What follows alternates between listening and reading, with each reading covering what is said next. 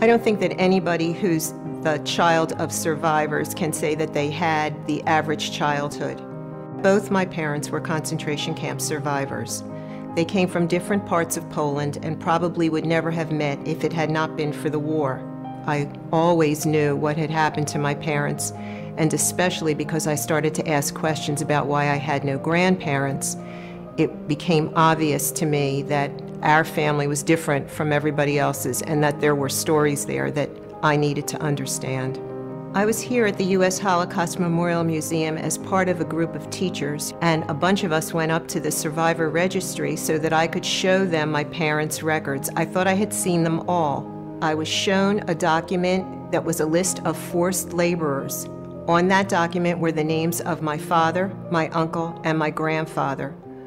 I was not surprised that they were in forced labor. What surprised me was that my grandfather's birth date was on the list. With both my father and my uncle gone, I had never been able to ask anyone, when was my grandfather born? How old was he when all of this happened? And suddenly here it was on this document.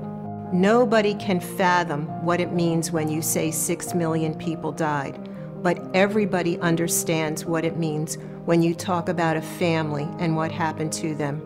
Not only did I learn the date and time of my grandfather's death, I learned where he had died and what he had died from. It made him into a real person for me, not a ghost of the past, someone that I had never met, someone that I was only told stories about.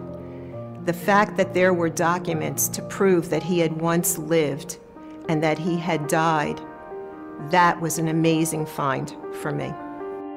In Jewish tradition, a son stands for his father or anyone in his family who has died on the anniversary day of the death. My father stood every time he was in synagogue because he didn't know the exact date of his father's death.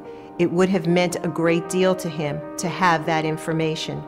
When I told my son, he said, "Mom, I not only stand for my grandfather, your father, now I can stand for your grandfather as well."